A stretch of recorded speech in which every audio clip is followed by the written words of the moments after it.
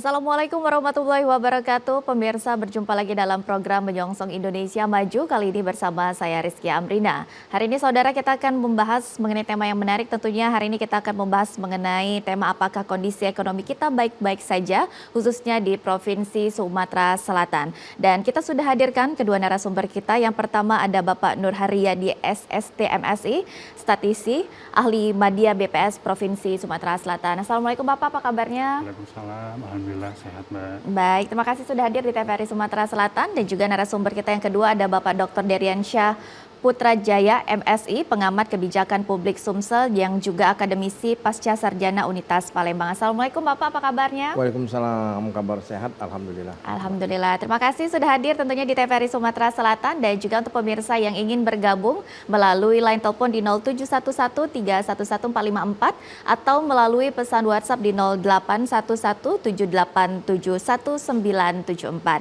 Baik, kita membahas mengenai tema hari ini mengenai kondisi ekonomi khususnya mungkin di Provinsi Sumatera Selatan. Ini sudah hadir tentunya dari BPS Provinsi Sumsel. Kalau kita lihat dari data terbaru, ini kalau dari data saat ini masih kita sudah masuk triwulan 2 ya, tapi masih data terakhir yang dirilis di triwulan pertama ya.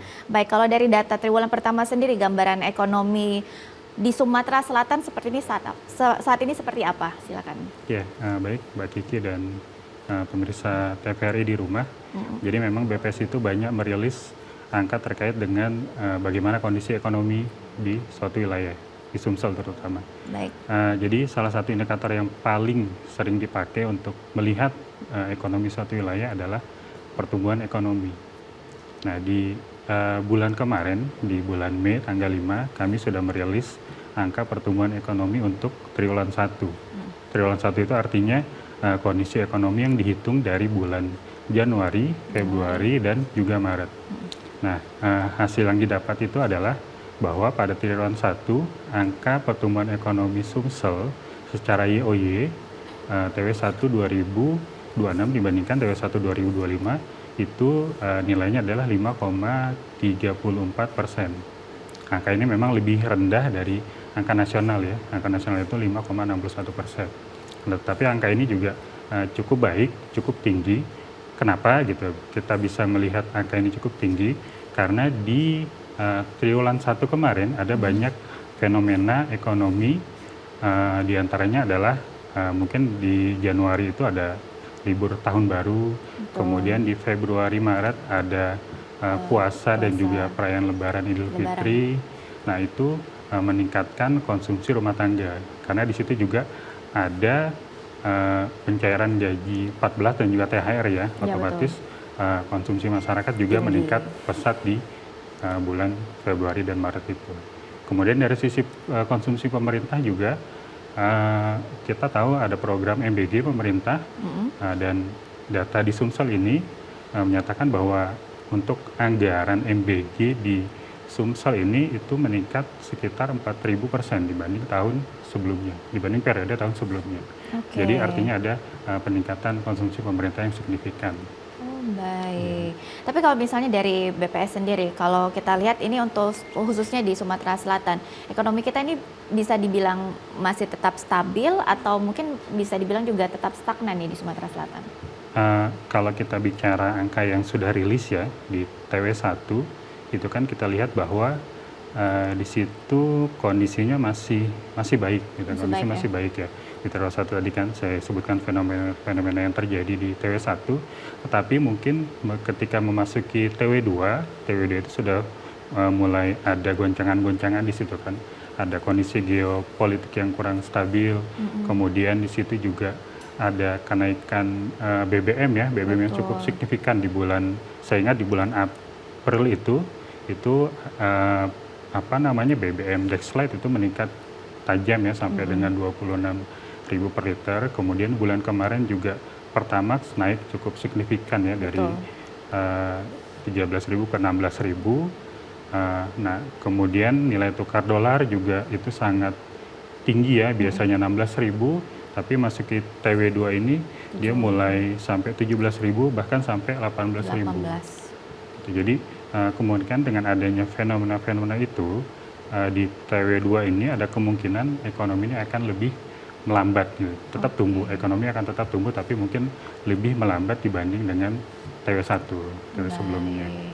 Karena saat ini kita masih menggunakan data TW1 ya, karena Iya. TW2 nantinya di bulan TW2 itu nanti dirilis di bulan Agustus, di bulan awal Agustus. Di awal Agustus nantinya ya. Baik. Ini kita sudah hadirkan juga narasumber kita pengamat kebijakan publik tentunya Bapak Deriansyah.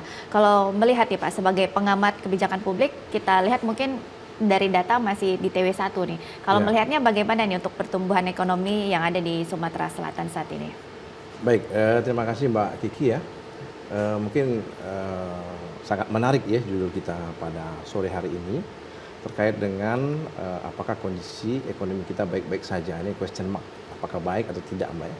Baik. Nah, jadi kalau kita lihat, mungkin saya buka dulu sedikit Mbak ya, terkait dengan kondisi saat ini. Kita lihat banyak sekali para demonstran itu menyuarakan aspirasi. Itu terkait dengan situasi ekonomi. Pertama, ada kekhawatiran terkait dengan situasi ekonomi dan juga mungkin kritikan terhadap kebijakan-kebijakan pusat ya. Nah, Sumatera Selatan seperti yang ditanya Mbak Kiki tadi bahwa berdampak karena tentunya kebijakan-kebijakan pusat ini banyak sekali di Presiden Pak Prabowo dan Pak Gibran ini dari awal sangat banyak sekali yang mengejutkan. Betul. Kalau kita lihat dari awal Mbak ya, ada efisiensi ya dari seluruh sektor ke TKD, ke OPD termasuk ke pemerintah daerah. Kemudian ada juga MBG yang diharapkan bisa meningkatkan pemberdayaan ekonomi, rantai pasok ekonominya bagus, termasuk ada kondisi geopolitik yang memanas ya, yang terlihat sekali ya seperti kata Pak Hadi tadi terjadi inflasi dengan naiknya harga minyak mentah di atas $100 per barel itu sangat mempengaruhi inflasi dan kenaikan BBM. Ditambah lagi banyak lagi Mbak Kiki, ada terkait kebijakan yang kenaikan BI rates ya. Nah, BI rate itu di Sumatera Selatan terdampak juga Mbak karena otomatis suku bunga pinjaman kan meningkat kan. Nah, berdampak kepada pelaku-pelaku usaha yang memang kita harapkan bisa menjadi fundamental dari pertumbuhan ekonomi di Sumatera Selatan. Seperti dikatakan Pak Yadi tadi cukup bagus ya di angka 5,3%. Nanti kita bisa kaitkan mungkin dengan angka kemiskinan, pengangguran termasuk indeks pembangunan manusia seperti itu. Baik, ini karena mungkin di TW1 juga dibandingkan dengan triwulan kedua ini sudah banyak hal yang terjadi ya di Indonesia khususnya yang juga pastinya berdampak bagi perekonomian yang ada di Sumatera Selatan. Baik, kalau kita kembali ke BPS tentunya. Untuk perkembangan tingkat inflasi di Sumsel ini kalau kita masih menggunakan TW1 ini seperti apa untuk di Sumatera Selatan sendiri dari sisi inflasinya? Ya, baik Mbak. Inflasi, jadi kalau inflasi itu tidak bukan berarti ketika inflasi tinggi itu kondisinya tidak baik gitu. Jadi memang inflasi itu harus tetap ada, tetapi di angka yang stabil. Inflasi yang baik itu sekitar 2-3%. Jadi kalau di bawah itu kurang bagus dan di atas itu juga kurang bagus. Jadi kita perlu menjaga nilai inflasi di angka 2-3%. Nah, untuk di TW1 kemarin, TW1 kemarin itu karena adanya banyak permintaan, gitu, adanya banyak konsumsi yang meningkat sehingga menyebabkan harga-harga naik. Gitu. Jadi inflasi itu disebabkan oleh kenaikan permintaannya atau demand pull inflation ya. Nah itu sebenarnya masih di kondisi yang cukup baik gitu. Nah tetapi mungkin memasuki di triwulan kedua ini gitu harga-harga juga naik cukup tinggi ya, cukup banyak harga kebutuhan sehari-hari itu naik. Tetapi mungkin agak berbeda dengan yang triwulan 1 kemarin. Kalau TW1 kemarin karena permintaan yang meningkat, sementara di TW2 ini karena adanya kenaikan-kenaikan dari harga bahan baku kan, harga dolar naik, kemudian BBM naik sehingga menyebabkan biaya produksi juga meningkat. Nah, dengan adanya biaya produksi meningkat, otomatis juga akan meningkatkan harga-harga. Nah, ini yang perlu diwaspadai karena kenaikan dari biaya produksi tadi. Oke. Karena kalau kita lihat juga mungkin dari TW1 memang ada tetap walaupun harga tinggi daya beli masyarakat juga tetap tinggi ya. Tapi kalau kita lihat mungkin sekarang harga juga makin naik tapi sepertinya daya beli masyarakat menurun atau seperti apa nih kalau dilihat dari mungkin dari BPS sendiri sudah bisa melihat untuk di TW2 ini? Iya. kalau terkait dengan daya beli memang sebenarnya BPS sendiri tidak mempunyai satu indikator yang mengukur bagaimana daya beli di masyarakat. Baik. Tapi mungkin bisa dilihat dari pendekatan-pendekatan tadi ya, misalnya dari pertumbuhan ekonomi, kemudian dari tingkat pengangguran atau dari inflasi.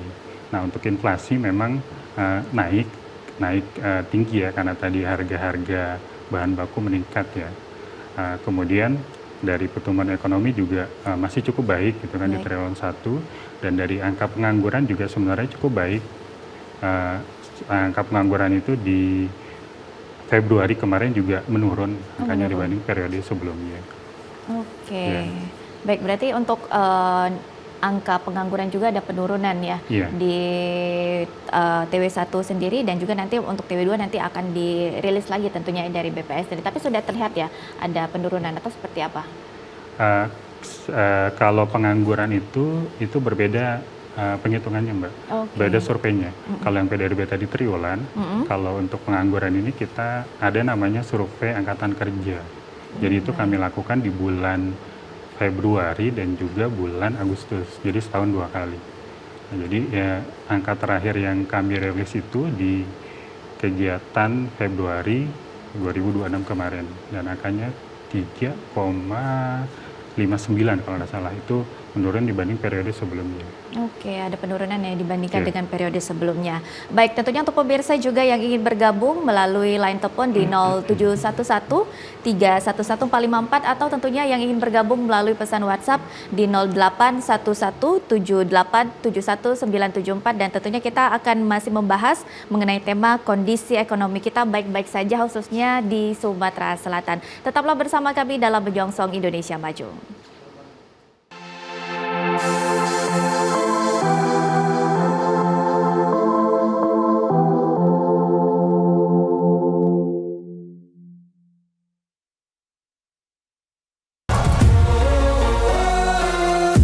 Siap mendukung tim favoritmu di ajang sepak bola dunia? Datang dan ramaikan nonton bareng bola gembira yang akan diselenggarakan oleh TVRI, RRI, dan Antara. Saksikan pertandingan Jepang versus Swedia di Creative Hub TVRI Sumatera Selatan. Catat waktunya, Jumat 26 Juni 2026 pukul 6 waktu Indonesia Barat. Acara ini terbuka untuk umum dan gratis bagi seluruh masyarakat. Seluruh pertandingan FIFA World Cup 2026 dapat disaksikan di kanal TVRI Nasional dan TVRI Sport.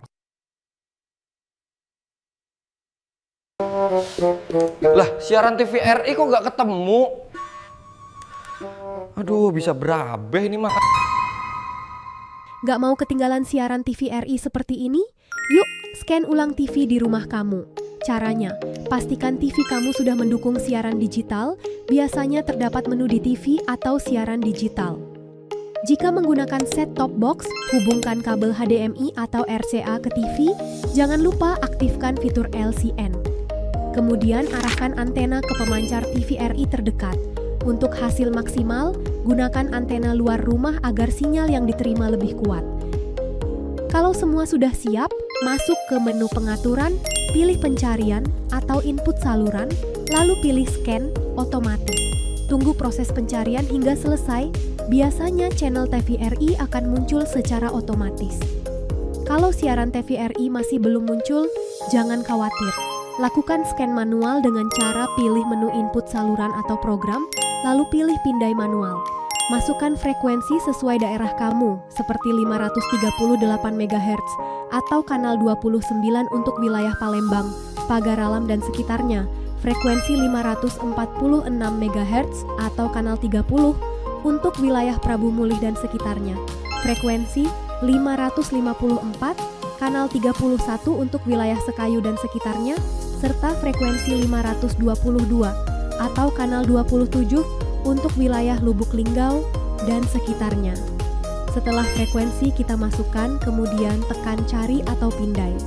Setelah selesai, barulah kita dapat menikmati siaran TVRI, mulai dari TVRI Nasional, TVRI World, TVRI Sport, dan TVRI Sumsel tentunya.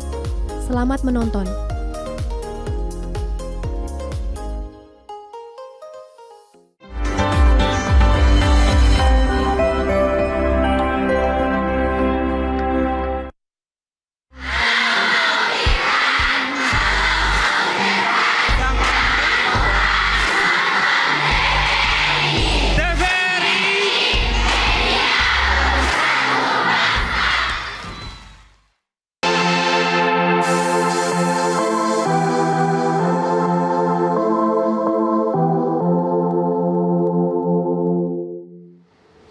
Terima kasih pemirsa, Anda masih bersama kami dalam Menyongsong Indonesia Maju, dan tentunya kita masih membahas mengenai tema apakah kondisi ekonomi kita baik-baik saja, dan tentunya untuk pemirsa yang ingin bergabung melalui line telepon di 0711311454 atau melalui pesan WhatsApp di 081178711974. Baik, ini kita kembali bertanya tentunya bersama dengan Pak Dery nih. Kalau kita lihat di tahun, mungkin dari tahun sebelumnya dan juga di tahun ini makin banyak adanya perubahan dan juga kebijakan yang terjadi di Indonesia. Ini kalau menilainya dampak kebijakan pemerintah baik itu daerah maupun pusat, ini bagaimana berpengaruhnya terhadap pertumbuhan ekonomi yang ada di Sumatera Selatan?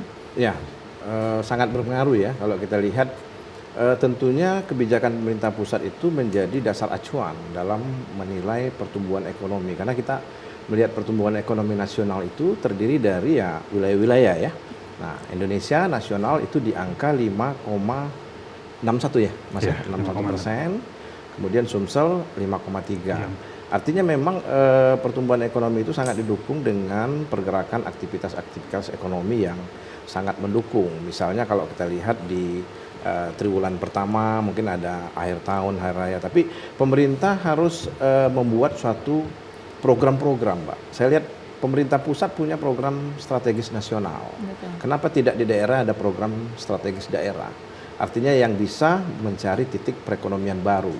Kita lihat berapa dekade ya, ini mudah-mudahan berhasil sekali ini, pembangunan pelabuhan Tanjung Carat. Itu kita lihat sangat bagus untuk meningkatkan kondisi pertumbuhan ekonomi Sumsel, tingkat pengangguran berkurang, kemudian ekosistem UMKM dan lain-lain bisa terpenuhi dalam wilayah tersebut, maka itu sangat diharapkan sekali oleh pemerintah daerah dalam hal ini ya, Gubernur, Pak Wagub juga konsen, saya lihat sangat support terkait dengan pengembangan itu. Itu akan memberikan lalu lintas perdagangan internasional, baik nasional dan internasional. Kita lihat kita kan sudah banyak jalan tol, Mbak ya, artinya apalagi Sumatera Selatan di 18 kabupaten kota ini kaya dengan sumber daya alam. Kita lihat kita punya batu bara, punya perkebunan, punya karet, sawit ya, termasuk juga kelapa. Kalau kita lihat ke Tanjung Carat itu banyak sekali itu kelapa. Kalau kita konsep dengan hilirisasi kebijakan pemerintah, maka dia akan meningkatkan PAD, bisa menciptakan lapangan kerja, dan saya yakin pertumbuhan ekonomi Sumsel bisa mencapai mungkin 5,8 ya Pak, atau 6%. Harapan kita seperti itu. Tapi kita dukung ya Pak Gubernur dan Pak Wagub sudah membuka akses untuk pengembangan pelabuhan Tanjung Carat yang sangat diharapkan bisa memajukan Sumatera Selatan dan kawasan penyangga Sumatera ya, Lampung gitu ya, Jambi dan lain sebagainya. Seperti itu Mbak. Baik, tapi kalau dari data juga bahwa Sumsel ini juga pertumbuhan ekonominya masih bisa dibilang masih tumbuh ya, masih bagus ya pastinya. Tapi kalau dari Bapak sendiri melihat bagaimana nih yang ada di Sumatera Selatan sendiri, ini benar-benar pertumbuhan ekonominya dirasakan masyarakat, terus seperti apa nih tanggapannya Pak? Iya. Ya kalau dari angka pertumbuhan seperti kata Pak Yadi tadi masih masuk kategori bagus ya. Mungkin kita ini memang didukung oleh sumber daya alam, Mbak. Artinya memang pergerakan Sumatera Selatan ini banyak sekali, Mbak. Kadang-kadang kita lihat orang ini punya pegawai di kota atau ini, tapi dia punya bisnis, Mbak, entrepreneur kan, sehingga bisa bergerak untuk mensuplai pertumbuhan ekonomi tadi. Nah, saya kira sudah bagus pertumbuhan di Sumatera Selatan, hanya saja memang sektor-sektor real yang harus digerakkan, dan kita harus menciptakan titik-titik ekonomi baru, artinya bisa mengembangbiakkan komunitas ekosistem perekonomian ya, sehingga akan menciptakan lapangan pekerjaan dan pendapatan, dan bisa dikatakan indikator perekonomian kita akan baik khusus di Sumatera Selatan seperti itu. Baik, karena Sumatera Selatan sumber dayanya juga luar biasa ya. Banyak sekali. Dan banyak sekali ini juga bisa menjadi dimanfaatkan bagi pemerintah tentunya. Ini sudah ada yang bertanya melalui WhatsApp dari Ibu Iin di Ogan Ilir. Saya ingin bertanya sebenarnya indikasi apa yang menyatakan kondisi ekonomi itu baik-baik saja, karena saya sebagai ibu rumah tangga merasakan hal-hal yang berbeda. Harga pada naik, minyak naik, kebutuhan pokok juga naik. Jadi pengeluaran akhirnya harus betul-betul dihitung karena pendapatan tidak naik. Baik, silakan boleh mungkin dari Bapak BPS untuk memberikan jawaban bagi Ibu Iin di Ogan Ilir. Iya, iya mungkin kalau dari BPS gitu kan, kita berbicara dari data yang kita kumpulkan ya, dari survei-survei yang kami kumpulkan di masyarakat. Jadi memang untuk ini kita bicara TW1 ya, belum memasuki TW2. Baik. Jadi dari TW1 itu memang terlihat bahwa dari angka pertumbuhan ekonomi itu menggambarkan ekonomi suatu wilayah gitu. Jadi bukan suatu individu. Jadi ini menggambarkan ekonomi rata-rata ekonomi suatu wilayah. Ya, tapi tidak bisa diartikan ketika pertumbuhan ekonomi tinggi kemudian masyarakat lebih sejahtera. Itu perlu kita lihat lagi indikator-indikator yang lain turunannya, gitu kan, seperti tadi ya, pengangguran, Gini rasio dan sebagainya.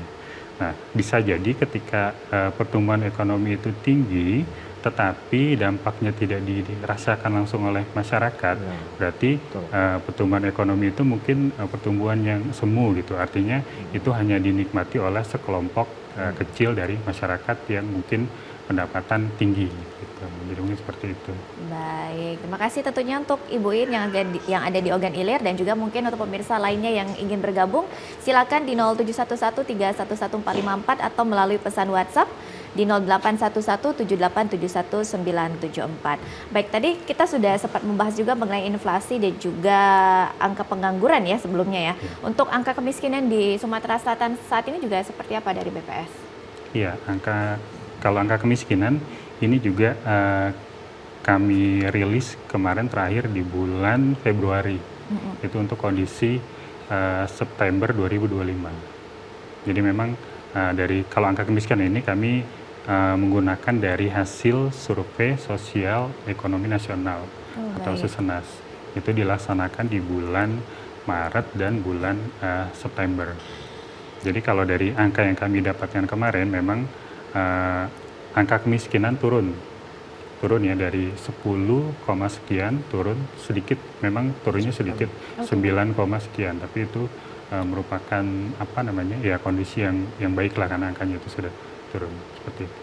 Baik, berarti ada penurunan walaupun angkanya masih dibilang kecil ya untuk ada. Iya, penurunannya kecil tapi ada tren penurunan yang baik. Baik, nah kalau kita kembali ke Pak Deriansyah, tentunya yang namanya kebijakan pasti sangat berpengaruh.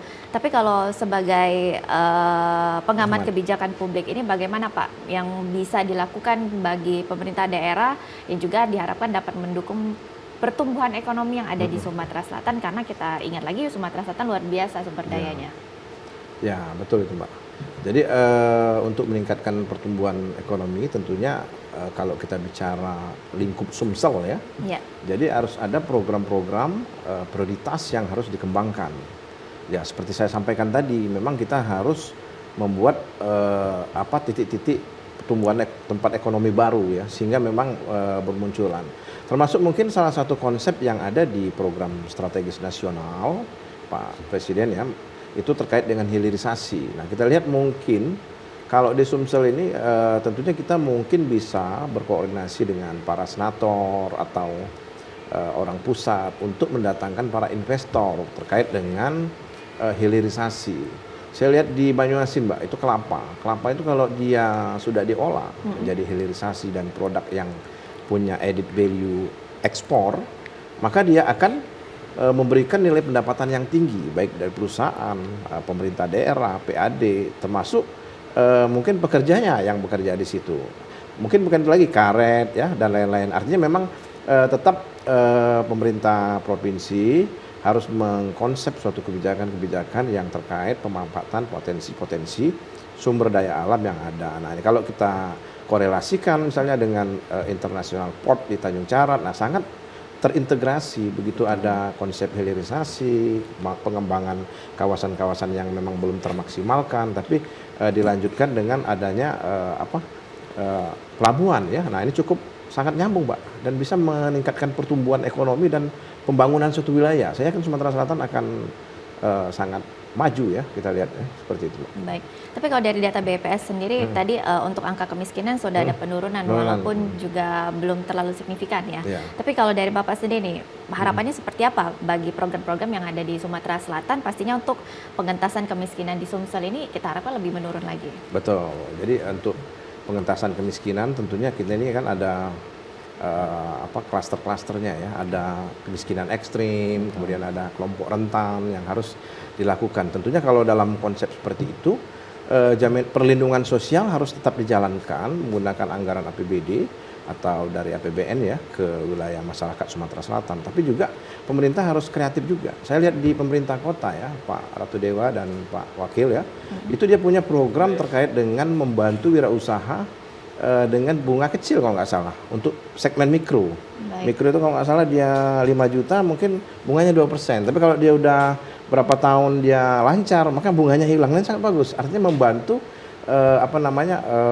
entrepreneur dan juga mungkin perlu dalam prinsip kebijakan publik ya, kolaboratif governance, bagaimana mengkolaborasi pihak-pihak ketiga, BUMN dan lain-lain dalam bentuk CSR ya. Kalau kita kan lihat anggaran seperti MBG kalau disuplai semua ke situ maka tidak bergerak sektor-sektor lain. Nah, sama seperti di Sumsel harus berkolaborasi dengan perusahaan-perusahaan swasta, private sector, BUMN atau Dana Tentara Indonesia yang bisa mengakses mengurangi kemiskinan tadi ya.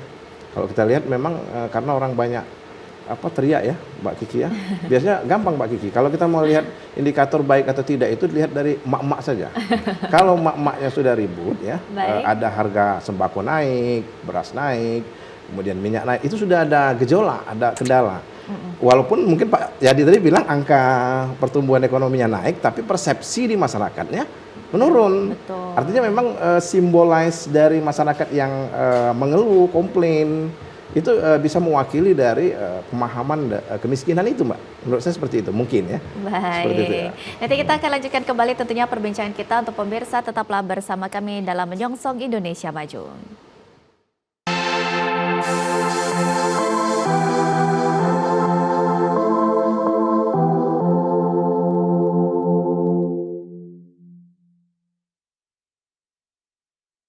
Dari 2024, program keagamaan Islam hadir di layar kaca TVRI Sumsel. Awali hari dengan live cawisan Ba'da Subuh. Seseorang di antara kamu orang yang beriman dan orang yang berilmu pengetahuan. Live sholat Jumat dan khutbah penuh hikmah. Peringatan Hari Besar Islam yang syarat nilai kebersamaan. Dengan dukungan teknologi informasi, sebuah program disiarkan live sebagai bentuk kerjasama TVRI Sumatera Selatan dan Masjid Agung SMB Jaya Wikrabo Palembang. TVRI, media pemersatu bangsa. Informasi terbaru lengkap dan terpercaya setiap hari melalui program Berita Sumatera Selatan hari ini.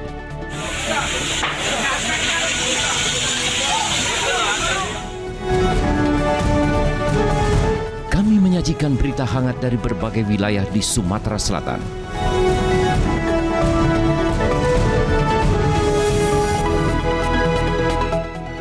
Kebakaran lahan dan kebun dengan kobaran api yang cukup besar membakar kebun milik warga. Dikemas secara tajam dan berimbang.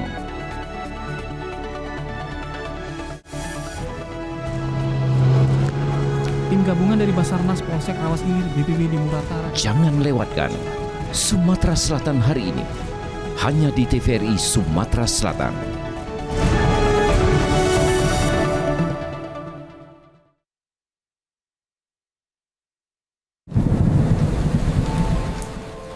Rumah kita punya atap. Biar hujan gak masuk. Kata ibu, bumi juga punya atap. Hutan yang berfungsi nahan air.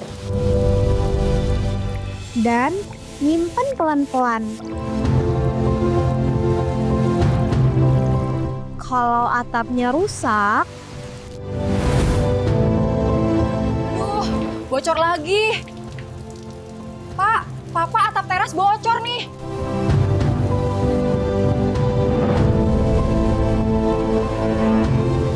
kayak gini kalau hutannya hilang.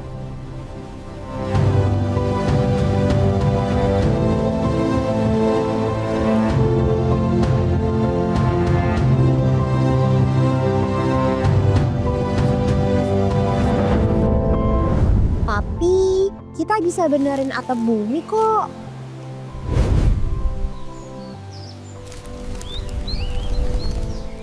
Nadia, sudah malam. Yuk tidur, Nak. Biar kita bisa tidur tenang.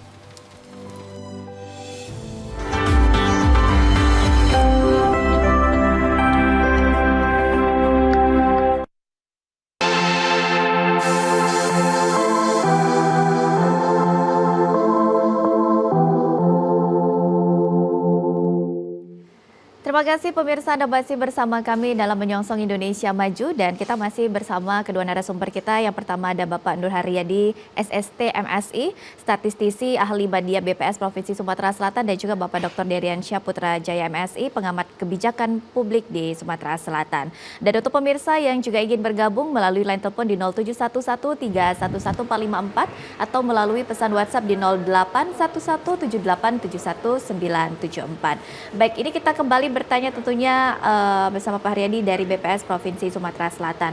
Dari data triwulan 1 tentunya di Sumatera Selatan ini pertumbuhan ekonominya juga masih cukup tinggi. Untuk sektor-sektor yang juga mempengaruhi pertumbuhan ekonomi di Sumsel ini sektor apa saja, Pak? Iya, jadi kalau penyusun ekonomi di Provinsi Sumsel ini itu terbesar adalah dari sektor pertambangan, Mbak. Oh, baik. Jadi pertambangan itu masih mendominasi ekonomi di Sumsel. Itu kontribusinya sekitar 24% dari total kue ekonomi.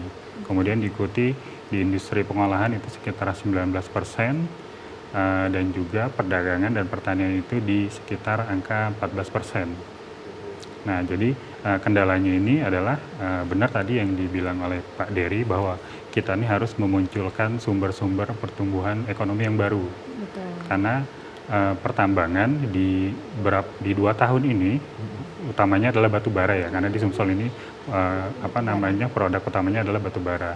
Kita tahu bahwa harga batu bara itu tiap tahun anjlok ya, turun.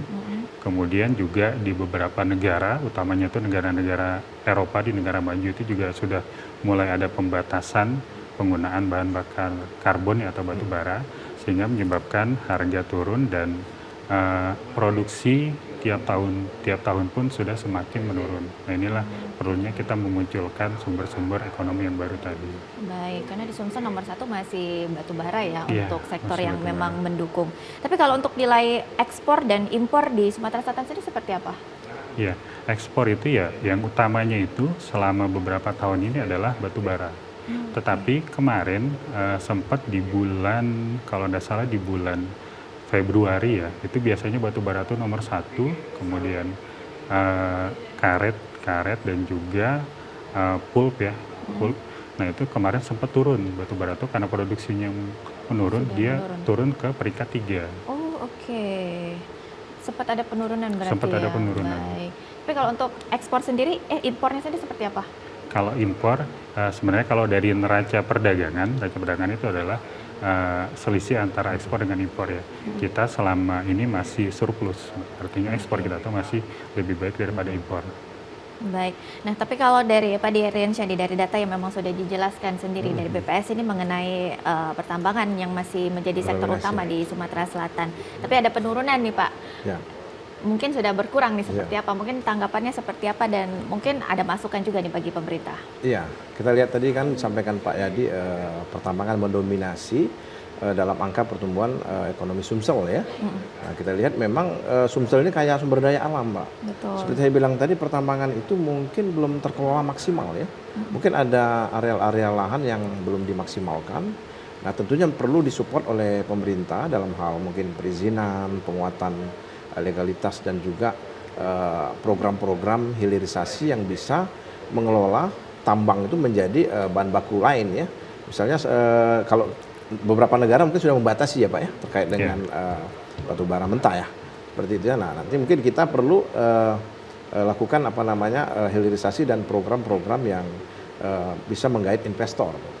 Terutama dalam sektor lain juga, misalnya perkebunan dan kopi, karet ya. Nah, itu dilakukan hilirisasi. Jadi memang kebijakan tersebut memang sudah menjadi kerangka acuan dari program strategis nasional. Tapi daerah juga kalau tidak kita jemput bola, Mbak, maka dia tidak akan datang. Jadi memang susah kalau kita hanya dia menunggu saja ya, tapi harus kita memang jemput.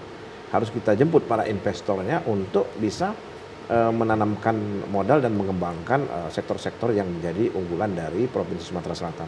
Baik, ini juga nilai ekspor dan impor juga masih menjadi salah satu acuan juga ya bagi pertumbuhan ekonomi. Kalau dari Pak Derian sendiri melihat mungkin tadi nilai ekspor batu bara juga sempat menurun nih di peringkat ketiga. Tanggapannya seperti apa? Ya, salah satu permasalahan kenapa kurs rupiah melemah, Mbak ya. Selain turunnya indeks harga saham gabungan anjlok, salah satunya adalah defisit neraca belanja ya, transaksi ya. Impornya lebih kecil dibandingkan impornya lebih besar dibandingkan ekspor ya. Artinya memang kita harus mengubah produk-produk yang menjadi unggulan itu untuk siap diekspor, Pak. Jadi dengan adanya program-program pemerintah pusat, proyek strategis nasional. Nah, saya lihat di Kota Palembang itu ada ini, Mbak, terkait dengan pembangunan waste to energy. Jadi sampah organik, non organik yang ada di Kota Palembang itu berdasarkan riset saya lihat ada 30.000 ton per bulan. Itu diolah kemudian disuplai ke perusahaan untuk menjadi bahan baku listrik yang berbasis sampah. Nah itu sebenarnya cukup bagus. Ada pengelolaan katakanlah ini kan limbah ya Mbak ya. Tapi memiliki nilai ekonomis yang bisa meningkatkan pertumbuhan ekonomi dan bisa menggerakkan sektor perekonomian. Nah, Palembang kan menjadi etalase atau lokomotif dari Sumatera Selatan untuk menopang angka pertumbuhan ekonomi Sumsel. Salah satu contohnya seperti itu lah. Tapi inovasi dari masyarakat juga pastinya diharapkan ya untuk yang namanya menggerakkan perekonomian. Harus, Mbak. Bagi UMKM khususnya mungkin yang juga menjadi roda pergerakan ekonomi yang ada di Sumatera Selatan dan juga di Indonesia. Ini kita sudah masuk lagi satu pertanyaan dari WhatsApp, ada dari Bapak Aldo di Palembang.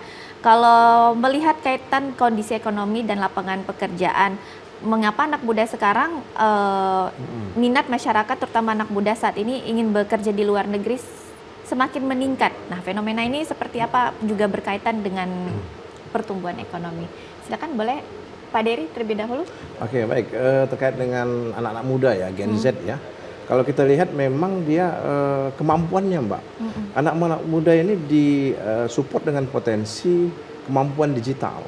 Mungkin ini sensus ekonomi ya, Pak Edi ya. Mungkin beberapa angka ekonomi kita itu harus dideteksi sedini mungkin ya, sedetail mungkin. Karena apa? Karena banyak sekali mahasiswa Gen Z itu punya usaha bisnis, Mbak, online. Ada yang online shopping ya, dan pendapatannya mungkin bisa di atas rata-rata UMR ya. Nah, itu memang ciri khas dari anak muda yang memang menguasai teknologi dan lebih fokus kepada online shopping ini. Nah, kalau kita lihat dia ingin kerja keluar, saya lihat contoh di luar negeri itu memang sudah banyak seperti itu, Mbak Kiki. Jadi memang ciri negara maju itu salah satunya adalah entrepreneurnya kuat. Jadi entrepreneur itu didukung oleh digitalisasi dan teknologi. Jadi dia tidak perlu banyak tempat dan lain sebagainya, tapi memanfaatkan digital tadi pendapatannya besar. Jadi mungkin salah satunya bisa mengembangkan diri ya, baik di Sumsel ya ataupun keinginannya untuk keluar negeri mungkin lebih besar, kadang kan lebih potensial seperti itu. Nggak apa-apa keluar negeri apa yang penting juga hasilnya balik besar lagi ke Indonesia. Mungkin ada yang ingin ditambahkan Pak, silakan. Iya, mungkin di era digitalisasi sekarang ini kan, mungkin anak-anak muda melihat bahwa kesempatan lebih bagus untuk bekerja di luar negeri ya, mungkin jika dibandingkan dengan kondisi di negeri sendiri. Tapi yang perlu diingat bahwa kalau kita mau keluar negeri pun kita juga harus mempunyai skill, harus punya kemampuan ya. Tidak bisa kita hanya bekerja tanpa skill dan tentunya nanti di sana bisa bisa terkatung-katung di sana gitu. Jadi kalau kita memutuskan untuk bisa bekerja di luar negeri, kita juga harus membekali dengan skill yang cukup seperti itu. Betul, karena nggak cuma bisa keluar-keluar aja ya. Banyak yang perlu disiapkan dan juga dibutuhkan. Mungkin memang kalau ingin sekolah ataupun juga mungkin ingin lebih berkarya lagi boleh, tapi kita juga jangan lupa di negara kita sendiri pastinya. Baik, ini juga pasti berkaitan dengan tingkat pengangguran dan juga lapangan pekerjaan yang masih diharapkan oleh masyarakat lebih luas. Tapi kalau dari data BPS ini, apakah memang masih menunjukkan data ketimpangan ekonomi yang semakin melebar Pak di Sumatera Selatan, atau mungkin kebalikannya nih sekarang sudah justru membaik?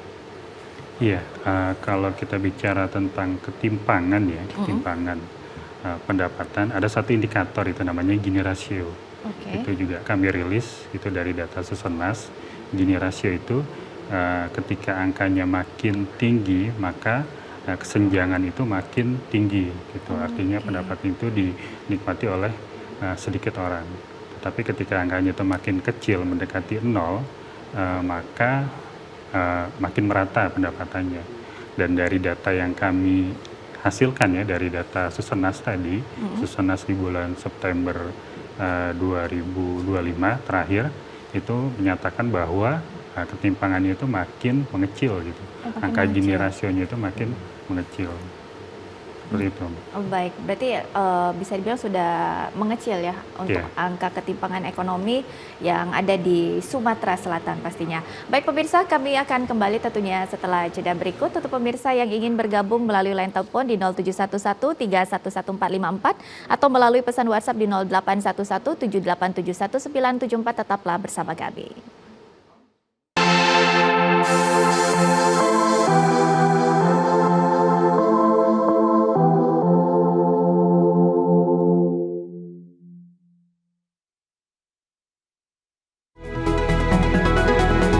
Kabar yang terbaru, lengkap dan terpercaya, langsung dari sumbernya.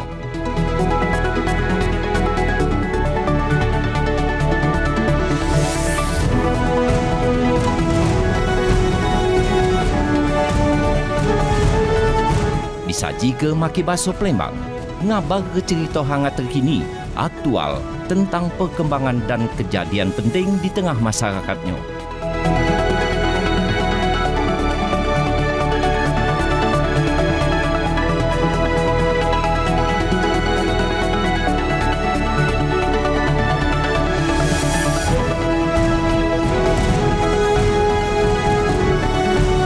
Jangan sampai ketinggalan program acara Berita Baso Palembang cuma di TVRI Sumatera Selatan.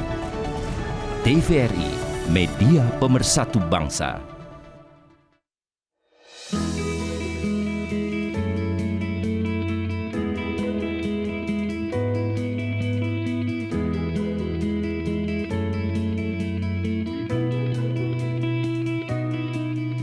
Pagi Bu Lita. Pagi.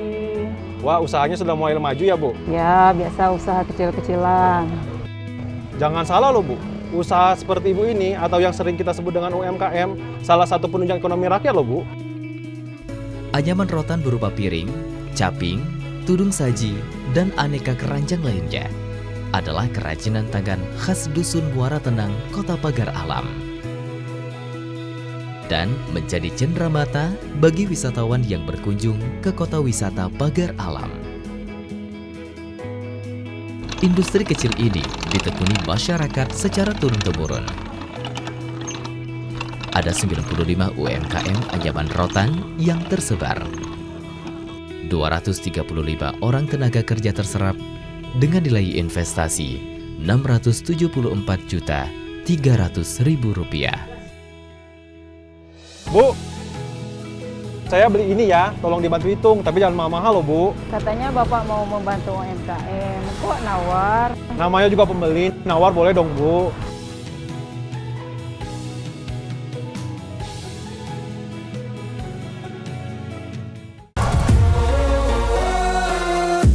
Siap mendukung tim favoritmu di ajang sepak bola dunia? Datang dan ramaikan nonton bareng bola gembira yang akan diselenggarakan oleh TVRI, RRI, dan Antara. Saksikan pertandingan Jepang versus Swedia di Creative Hub TVRI Sumatera Selatan. Catat waktunya, Jumat 26 Juni 2026 pukul 6 waktu Indonesia Barat. Acara ini terbuka untuk umum dan gratis bagi seluruh masyarakat. Seluruh pertandingan FIFA World Cup 2026 dapat disaksikan di kanal TVRI Nasional dan TVRI Sport.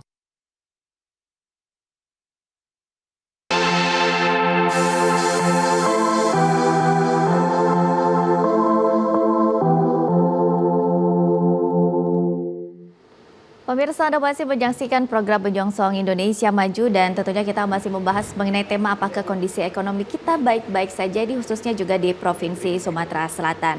Ini saya ingin kembali bertanya dengan Pak Deriansyah tentunya sebagai pengamat kebijakan publik. Yang namanya tantangan ekonomi ini pasti banyak ya Pak ya yang memang bisa dihadapi tentunya bagi pemerintah maupun juga masyarakat. Mungkin dari Pak Deriansyah sendiri melihat tantangan yang memang menjadi kendala dan juga harapannya dari tantangan ini bisa bisa dihasilkan yang baik bagi di Sumatera Selatan. Ya, baik Mbak Rizky. Tantangannya cukup banyak sekali ya, terutama kalau kita menciptakan, kalau kita lihat dari angka tadi seperti di Sumatera Selatan cukup bagus ya Mbak ya.